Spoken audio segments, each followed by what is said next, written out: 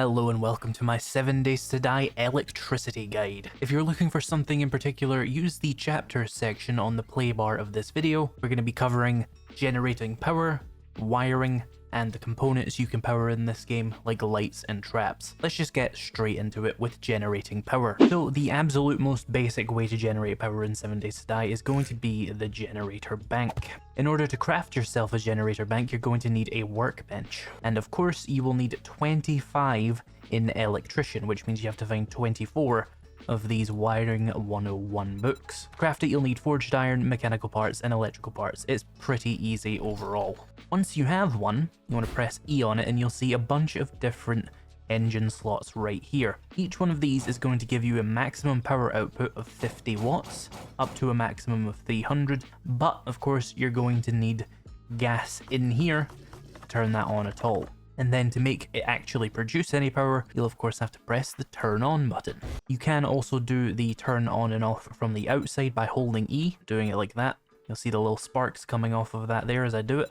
And of course, when the gasoline runs out in here, the generator bank will stop producing power. It's the easiest and most basic power source in the game, and oftentimes, probably 9 times out of 10, it's going to be good enough for most of the things you need to do in the game. The next power source you're probably going to have any access to is the battery bank. To make a battery bank, you will once again need a workbench, and you will need level 55 in electrician, so 54 of these books. And to craft it, it takes forged iron, electrical parts, and scrap polymers, so it's actually cheaper than the generator bank, but it's harder to obtain. This one has a max output and a power thing here and a turn on button. This will drain durability from lead car batteries you put in it, so if we put this level 1 in here, you'll see that it has a max output of 29 watts. And if I connect something to this really quickly, and then turn that on, you'll notice the value of this lead car battery is going down. It started at 100 and it's at 99 now, and I've been sitting here for a couple of seconds and it's still not gone down to 98. It's not particularly strained, so it does make sense that it's not draining too much. There we go, 98. That was probably about 30 seconds, I would guess. It went from 99 to 98. Now, the thing about that, of course, is lead car batteries are not a standard fuel source. You can't just put more gas in. Once these have ran out of power, they're pretty much useless to you, except they actually aren't. I'll get to that in a second. But if you don't know how to recharge these, you're going to have to basically take them out and put in new ones that you find in your world, or you can actually craft them. I would highly recommend you absolutely never craft car batteries. The lead's fine, the polymer's fine, but bottles of acid is a consumable item. I would highly advise you just learn how to charge these, which I'll get to in a second. The level 1 will give you 29 power. The level 6 will give you 50 watts of power, and in order to craft your own level 6 batteries, if you maybe want to do it once just to make sure you have the max levels, you will need to have maxed out Wiring 101. Unfortunately, it does require a lot more lead, a lot more acid, a lot more scrap polymer, and even a legendary part, which I think is a bit of a scam, to be honest. You can find these naturally by scrapping cars. There's a chance you'll get a level 6. Would never recommend crafting these, but if you really need a lot of them, you know that is an option you'll have. So, how do you recharge your batteries after they've drained down slightly? Let me see if I can find that one with 98. Here we go. Well, basically what you want to do is you want to take another power source, probably a generator or the one we're going to go over in a second, give that some power, refuel it, turn it on and connect it to the battery bank. If we grab the 98 one and put it in here, you'll see that nothing is happening yet, but if you turn on the battery bank whilst it's receiving power, you'll notice the value goes back up. And that is the battery bank recharging these batteries. So you do not need more than 6 batteries per bank, but obviously if you want to have like 100 of these banks, getting 6 lead car batteries for all of these is going to be quite hard, especially compared to engines, because engines the game just kind of throws at you and they're only 1 level, and gas is quite common as well, but there might be a reason you need to do that. Now, there is something you should be aware of with charging your battery banks, and that is that when you're charging these, you need to be aware of the power levels you have. So let's take all these 6 batteries. Let's turn this off and take out a bunch of engines, and let me just connect a load of blade traps here. So as you can see, that one I forgot to power, but that's fine. All these blade traps are turned on and they're connected to this battery bank, and that costs 180 watts of power, which our battery bank can handle quite fine because it has a bunch of level 6 batteries in it. However, If you have another power source connected to this, which this is connected by the way, we can use the wiring tool to see that. If we then turn on this weaker power source, all of these blade traps, well not all of the blade traps, a few of them will still be getting power.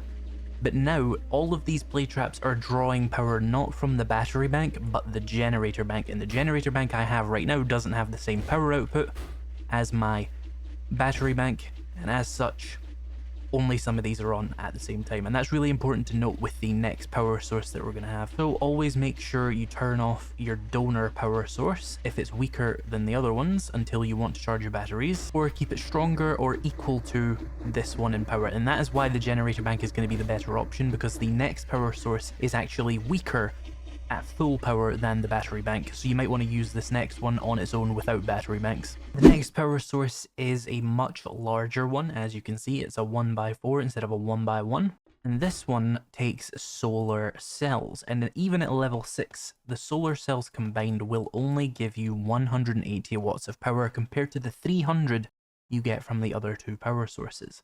So this could really restrict your batteries if you try and use it without having a sophisticated timer set up, which I'll get onto later. Now for the solar banks, you'll notice that you cannot craft solar banks or solar cells at a workbench, and that is because they're not craftable at all. For this, we're going to have to go visit a trader. So as you can see at the trader, this is where the solar banks are. They cost a base of 6,000 jukes, which is quite a bit more expensive than the generator bank or the battery bank, especially since you can just craft the generator banks.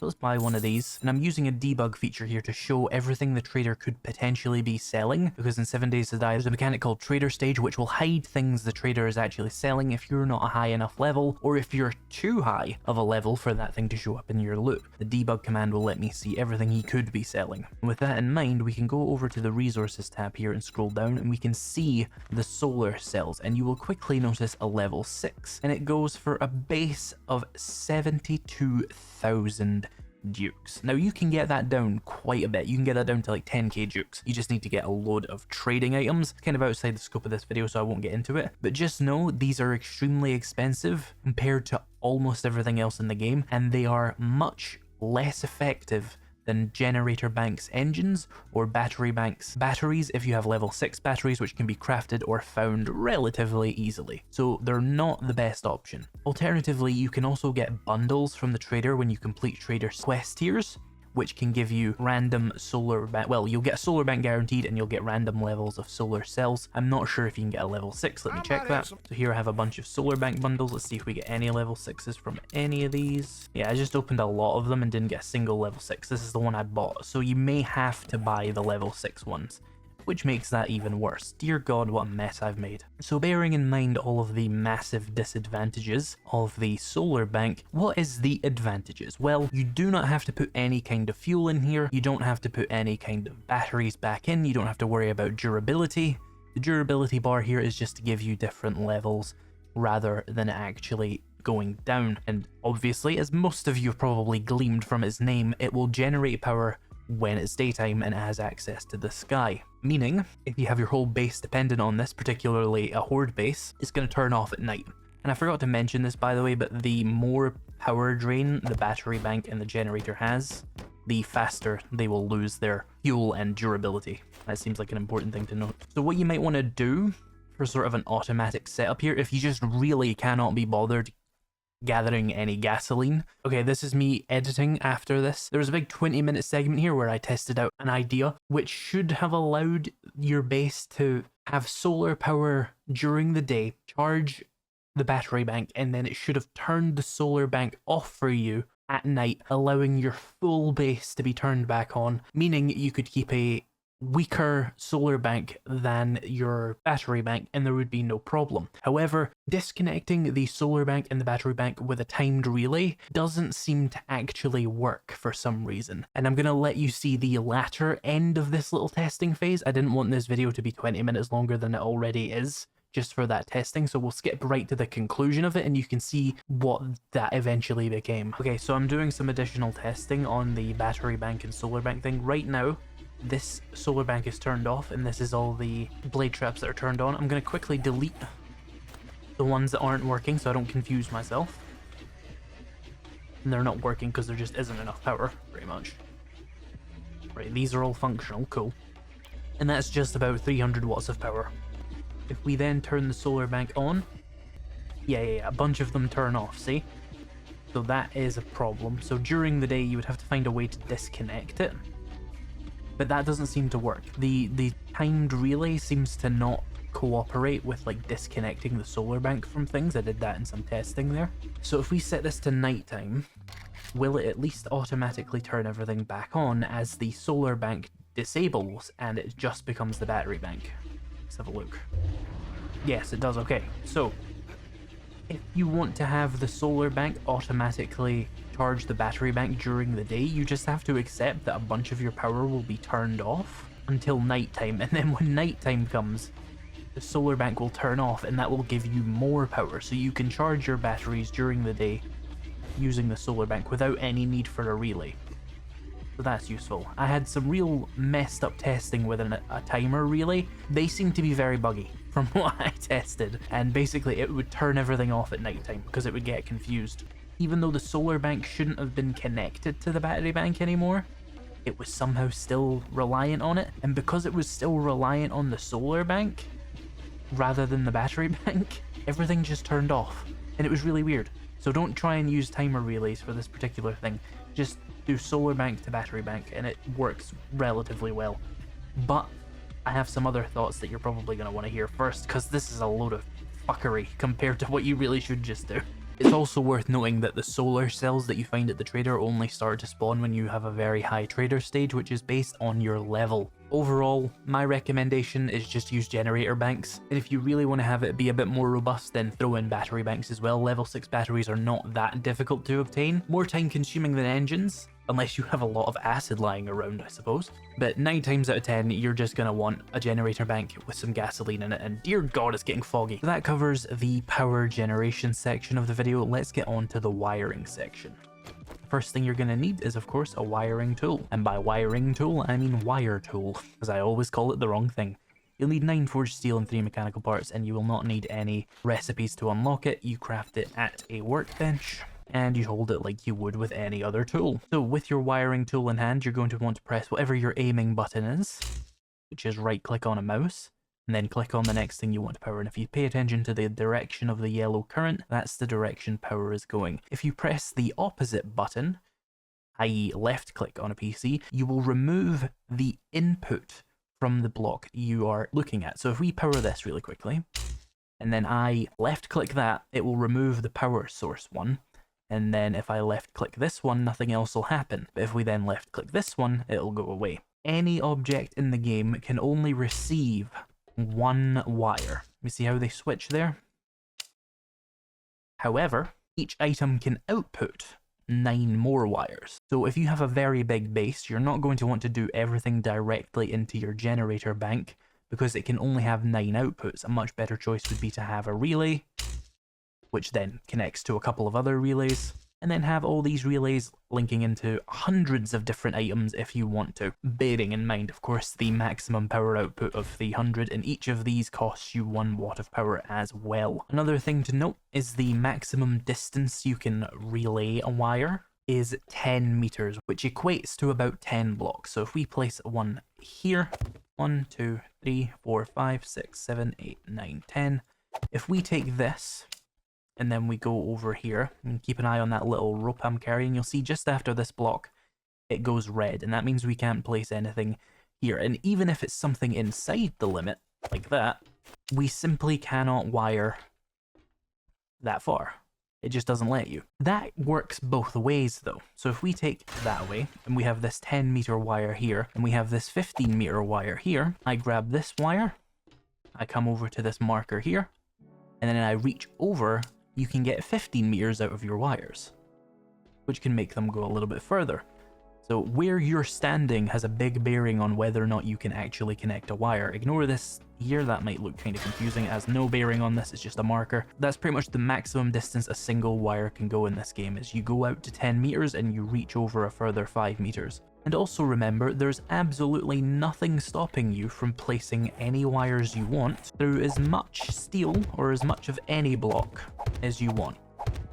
Both in the sense that wires can pass through if you place blocks over them, and in the sense that you can do this, completely lose sight of the original, and completely place new wires through walls. There just is not a limitation on walls at all in this game.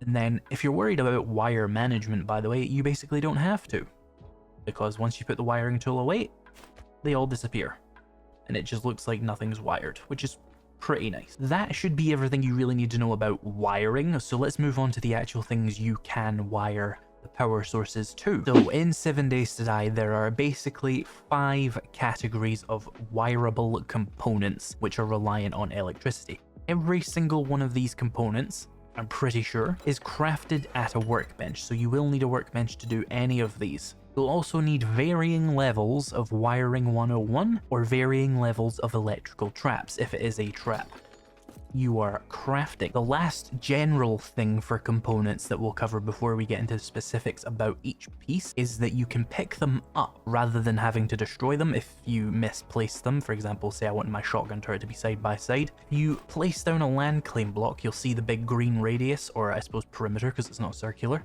The big green bounding box there is the land claim block's radius, and this will allow you to pick up various things in the game, including a workbench. If you hold E on it, or whatever your activate button is, and press take, you'll be sat here for like 10 seconds and you'll pick that up. But it also works on electrical components like the shotgun turret, which only takes a couple of seconds. And then we can just place it back down just like that. That's a really useful thing, so you don't go wasting loads and loads of materials misplacing your various things. So let's start covering the specifics of traps. Traps are any kind of electrical component designed to kill things on your behalf, except for robotic turrets, of course, which aren't electrical. One thing to note though is they will not give you any XP for kills unless you have levels of the advanced engineering perk, which will give you up to 75% of the potential XP from any kills your traps get, starting out at, I think, 0. One thing that's also worth noting while I'm in here is if we go to Advanced Engineer 5 here, you'll see electrical devices cost 35% less. That is of course going to be very, very useful to you if you are someone who really, really loves to put electrical traps on their bases. That'll make it a bit cheaper, especially on things like forged iron and mechanical parts and electrical parts, which you usually spend loads of to make a large electrical base. So let's cover the first trap, and it's the one you've been seeing throughout this video. It recently received a nice facelift, and that is the blade trap. We connect that to a power source, turn on the power source. That's going to spin and do damage to pretty much anything it hits. And as for the damage it does, the best way to test that is of course just on yourself with a dev item with 1,000,000 health on it. So let's go and stand into this. And yep, it's still consistent with what I understood, which is about 20 damage per hit. And of course that won't be affected by difficulty for you or the zombies, because a blade trap doesn't have a difficulty modifier, because it's not you. And you'll see it takes a decent amount of damage. If we stand in here for a long time, it killed me because I disabled the health item. And it nearly spawned me in the blade trap. What's that about, game? Yeah, if we keep this item equipped, try that again. If you're paying attention to the sounds it's making, you'll notice that it starts to make a bit of a squeaky noise. And that occurs at basically 50% health. That's to let you know it's going to need repairs soon. And then you'll find that the blade trap will stop spinning, and it'll do that at about 25% health. Still making the sound effect weirdly. And that's so it doesn't kill itself, but it will probably still get heavily damaged on Horde Night, so I wouldn't expect to see many of these in the morning. But it is nice that you can just do that, spend a little bit of resources to replace it. By the way, it uses 4 durability per hit, and it has 2,000 total durability, but only 1,500 will be used for damage, which gives it 375 hits before it breaks, or 7,500 damage. And yes, if these blades hit the demolition zombie's chest, it will explode. But I spent like a whole 5 minutes building this little platform. I'm not going to do that here. Oh, and a good tip, by the way, is never do what I'm about to do here, which is connect your blade trap to that. Let's turn it on for visual's sake. And then connect a blade trap to another blade trap or any other trap. Because what can happen is something will come along here, say it's a cop and it pops. That's going to break this eventually. If this breaks and this is dependent on that for power, well then the cop exploding here has just killed 2 blade traps rather than just the one. So you want to independently power those as much as possible. That way, these can break in any order, doesn't matter as long as the power source is still intact. Let's move on to the dart trap. So the dart trap is the first trap in 7 Days to Die that we're going to cover, which has an ammunition system. This will not fire unless it has ammo in these slots, and very importantly, you need to lock the ammo. Lock the ammo. Remember to lock the ammo. Comment down below that you're going to lock the ammo, because I still make that mistake. And you'll see that while it has a power source, it's just going to continuously fire out a big ass iron dart, which can be crafted at the forge, by the way, for some iron and clay. If we step into it... Oh, it can't hit me. There we go. Yeah, it's not got the best hitbox for hitting players, it's not really meant to. But you'll see it does like 45 damage per hit, I think, and it's pretty powerful. But this is as fast as it'll fire. Ideally, you're going to want to connect that up to some kind of trigger, like a pressure plate, so it's not continuously firing like this. But yeah, the dart trap is pretty simple. This is what it does. Give it a power source and it'll shoot darts at things.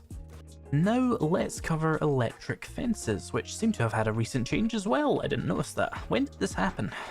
These used to be taller. That's fine. We connect a power source into this electric fence. Make sure it's turned on. It'll cost 5 power, of course. This currently does nothing. It's just a little post.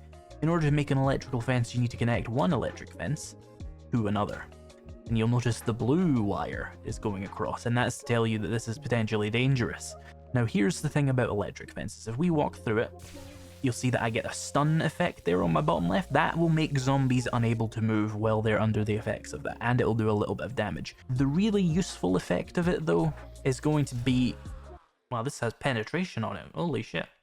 The real benefit, though, is going to be the stun that it gives them. You can see how it just stops them dead in their tracks. If you have a massive line of these, they will be stuck there for ages. And it's really good for lining up your headshots, maybe taking some time to breathe, throwing grenades into big crowds of them and stuff, all that sort of thing. The damage isn't great, but the stun is extremely useful, and one technique I've used a lot is to make a bridge into wherever I'm fighting and then have 2 other bridges on the other side, one with the sending power sources, one with the receiving, and have a big row of just electric fence after electric fence, and the zombies just cannot get to you. It's really, really good, but there is a problem with it, and it's just that this receives damage when it applies the stun effect. I believe it's 0.5 every time it does it.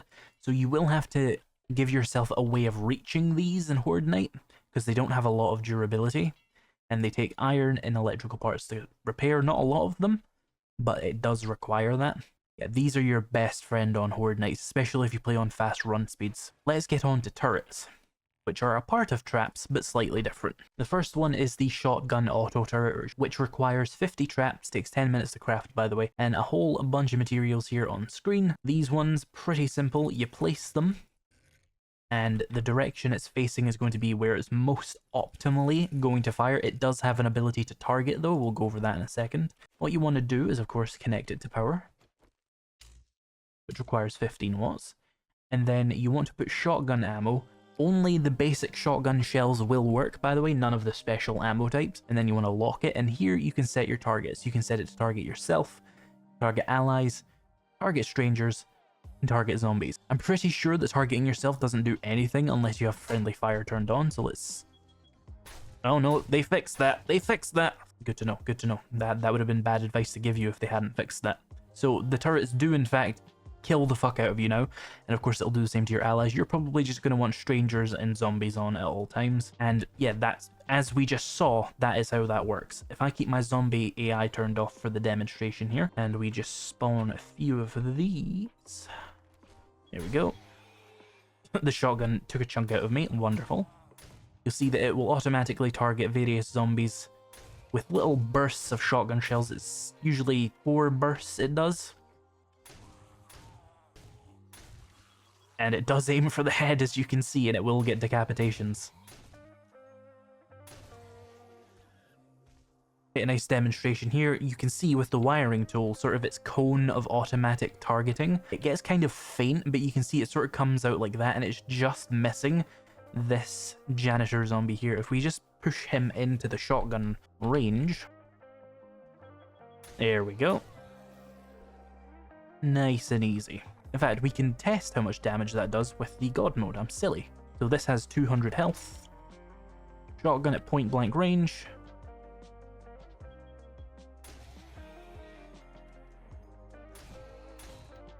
Okay, it does not do as much damage as a shotgun shell. It does like 40 damage. Yeah, 30-ish it looks like. It could be that it's missing some of the pellets, but if that's the case, then it's just going to always miss pellets because you can get much easier shots than what that shotgun's doing right there. You can see it's not all that great. There's not many ways to improve its performance, but it is extra damage on Horde Knights. It's an extra source of damage, and it's a good way to get rid of extra shotgun shells if you're not doing a shotgun build. Overall, I rarely use these though. Oh, and you can also manually take control if you click on this camera preview. And if I turn off God mode, will it allow me to kill myself with the turret now? Oh yeah, you can kill yourself with the turrets now, so there's a fun way to commit suicide, I guess. And you can also use that to adjust the specific cone of where you want it to be able to see. Let's move on to its bigger brother, the SMG auto turret. This one requires maxed out traps. It's faster to craft, it requires arguably easier materials, but it requires a motion sensor, which can be quite annoying because you have to craft a thing to then craft it, but overall it's pretty easy to get. See, it's pretty similar to the shotgun turret, we just connect to some power. And we need to give this one basic 9mm. You can do the same thing here with this. Shoot yourself. Oh wait, we can test the exact damage of these at least. If I God mode myself, and then shoot myself in the chest. That did 42 damage, and just because I'm curious about headshot damage, yep, it definitely does have a headshot modifier as well, nice. So that's good to know. And you'll see it'll use a lot more ammo, but it'll also kill things much, much faster. That took about like 9 shots, but it was a lot faster of a kill. There's not that much more to say about the SMG turret. I covered most of it in the shotgun turret. It's just an upgrade that uses 9mm ammo and has better range. They're really good at dealing with vultures that are attacking the top of your horde base. That is all of the electrical traps in the game. Let's move on to triggers. So with triggers, they all have a lot of things in common, but the main thing you need to know is that they allow power to pass through them under some kind of circumstance. And there are 5 types of trigger in the game: the switch, the 1x1 pressure plate, the 1x5 pressure plate, tripwires, and the motion sensor. Let's go over them. The switch, I would think most of you probably understand pretty well. You press E on it, and it'll allow power to go if it's on. For example, like this. Switch has no additional settings. It is just an on-off manual switch that can be put in convenient places. The trigger plate will do the same thing, but only when something is on it. You'll of course need to connect power to it, and then power into whatever you want to connect to, and it'll do that. But there are actually more options. With this, you can put a power delay, so if you want it to happen, say, up to 5 seconds after you stand on it, and then you walk off, and you'll see that the light will turn on approximately 5 seconds after. And you can see that the power duration is also customizable. It seems to be kind of bugged. If you have it on a delay and on triggered, it'll just go forever. It looks like it becomes a switch. That's kind of useful to know. You can also directly set it to just always be on, or you can set it to be on for up to 60 minutes for some reason. And it's very good for dart traps and things like that. The 1x5 is exactly the same, it's just bigger, or I suppose wider, and it does work with players, zombies, vehicles, animals, anything. With the tripwire, you have to have 2 of them. They're on little sticks. They're weirdly low tech compared to everything else, but just go with it. One will be the sending power source, and you'll see the purple line going along this, and one will be the receiving one. The receiving one will have the same options as the pressure plates did. Basically, this will just let power travel through as someone goes through the tripwire like this, or according to your settings in here.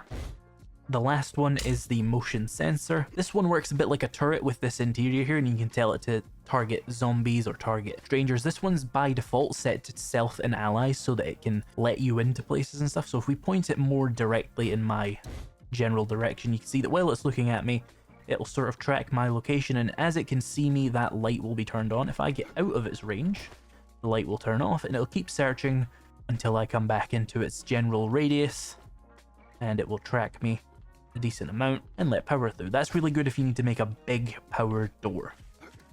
That's really all there is to say about triggers for now. They're pretty simple, and there is 5 of them. Switch, pressure plates, 2 of them, tripwire, and a motion sensor. The next section is all about light bulbs, and I'm not going to insult your intelligence. There are 5 types of powered light bulbs. Here they are. The only one that has anything interesting about it is the spotlight. These will all light up when they receive a power current from any source. This one you can barely tell even turned on. I suppose it's because we're in daylight. Hang on, if we go nighttime. Yeah, there you go. You can see that light's on now. This one as well. And the spotlight is a lot more interesting because you can actually aim it. If you hold E and click on the aim button and click on the camera preview, you can direct this as needed. You can see I've done that with the ones in the corner already. It can only go in small, well, it's not a small triangle. It can only go, I don't know the precise degrees, but it can't go a full 360, so you will have to worry about which direction you're placing it. Yeah, that's the only interesting light. They're literally just lights. The one thing you would have to consider about lights is a lot of them in a small place will affect your performance. Now then, we're on to utility, which has 2 distinct types of things. And those are the various kinds of power doors and electric wire relays. Now, electric wire relays are very obvious. I've shown them in this video already alongside the electric timer relay. These just work as little nodes you can connect power sources to extend the distance or extend the number of things you connect. And the electric timer relay is essentially the same, but it'll only let power pass through it during the time period you set here. So for this one, it would be midnight to 12 PM. Probably a good one for lights, for example. Power doors are also fairly self-explanatory. They will open when they receive power. And that can be with pressure plates or with motion sensors, whatever you want to use to open these doors. You can do that, and then once it loses power, it will close. That is true of every single other type of powered item here, including the drawbridge and the trapdoor. One thing you may want to know how to do is a 2-way door, and I'm going to show you how to do that right now, because that seems pretty useful. And keep in mind you can use any trigger and any door for this. I'm going to use 2 pressure plates, and then we're going to connect this pressure plate to the power source, or I should say specifically this power source to the pressure plate, then this one to the other plate, and then this one to the actual door. Now when I step on here, this will open, I can walk through, and when I'm off of it, it will close behind me, and then we can come from the other side, and it will also open. That is a 2-way door. It's about as complicated as the electronic wiring in this game actually gets. You can use that for a garage door scale with a motion sensor on either side for your vehicle, or you can use switches. Well, actually, I don't think it would work with switches, now that I think about it. Well, let me test that. I'm going to show you how to do it again while I'm testing it. So you want to go power source, first switch, second switch, into the actual door. Does this work? No. What did I do wrong? Or am I just correct about how this would work? Does this connect? Yeah. Yeah, so it doesn't work with switches, like I said. Although it will work if you have 2 switches. It will open if you have both the switches turned on. Obviously, that's how that works, but it won't work from either side. So if we, like, walk through this one now, we can close it behind me, and then we can turn this on. But then the problem is, it's not as foolproof as the pressure plates, because we could end up like this. And either way, we can't reopen this door from this side. We can lock ourselves in or out depending on which way you look at it. So switches aren't the best because they're toggleable.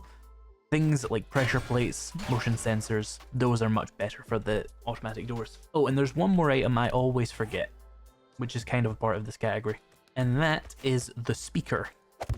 If you connect power to it, it makes a really annoying noise. This could be useful to you for various reasons. Probably annoying your friends. I have never used it for anything because it's useless. Well, it does attract zombies. That could be useful to you in some way. I'm sure someone in the comments can think of a reason you would want to attract zombies to it. Maybe, I guess you could set up some kind of system where at nighttime this plays and it attracts all the zombies to that rather than to your base. That's going to be annoying as hell for you. So I don't know if that's worth it. So yeah, with that, you should know pretty much everything about electricity in this game. Is not all that complicated. I think I covered everything you should need to know, every type of component you can place, what they all do, all the power sources, the advantages and disadvantages of them, and a few useful tips like the 2-way door. If you have any further questions, just drop those in the comments below and I'll see if I can answer them, or someone else could definitely answer them if they know and I don't. If you want more 7 Days to Die tips, why don't you check out this 7 Days to Die Top 10 Beginners Tips video. Let me know if you found this video helpful and I will see you in the next one.